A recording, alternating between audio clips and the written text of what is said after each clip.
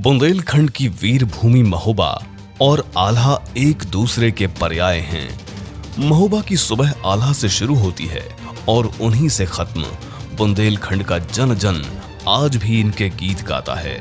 बुंदेलखंड की सुनो कहानी बुंदेलों की बाणी में, पानीदार यहाँ का घोड़ा, आग यहाँ के पानी में।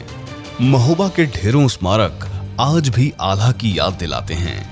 कोई भी सामाजिक संस्कार आल्हा की पंक्तियों के बिना पूर्ण नहीं होता। आल्हा खंड से प्रभावित होता है, जाके बैरी के सम्मुख ठाड़े ताके जीवन को धिक्कार।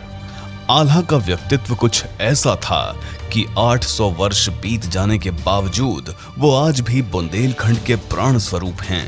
इन्हें युद्ध से तो घृणा थी, लेकिन न्यायपूर्ण रहना विशेष पसंद था। मैहर की देवी शारदा मां से आल्हा को अमरता का वरदान मिला था। युद्ध में मारे गए वीरों को जिंदा करना इनकी विशेषता थी। युद्ध पसंद ना होकर भी कभी कभार विवश होकर इन्हें युद्ध में जाना पड़ता था। कहते हैं आल्हा ने दिल्लीपति सम्राट पृथ्वीराज चौहान से 52 बार युद्ध लड़ा।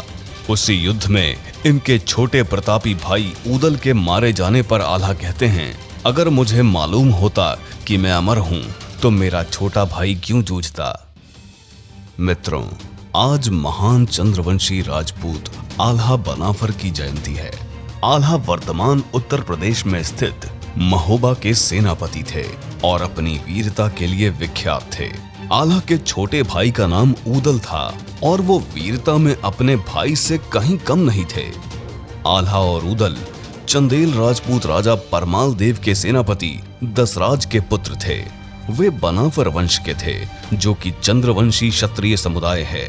मध्यकाल में आल्हा उदल की गाथा राजपूती शौर्य का प्रतीक दर्शाती है।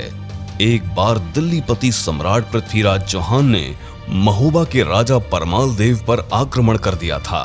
तब अपनी मातृभूमि के रक्षार्थ दोनों भाइयों आल्हा और उदल ने पृथ्वीराज चौहान की सेना से बड़ी वीरता और पराक्रम के साथ युद्ध किया था। आल्हा के भाई उदल पृथ्वीराज चौहान से मातृभूमि की रक्षा करते हुए वीर गति को प्राप्त हुए। आल्हा अपने छोटे भाई की वीर गति की खबर सुनकर अपना आपा खो बैठे और पृथ्वीराज चौहान की सेना पर काल बनकर टूट पड़े।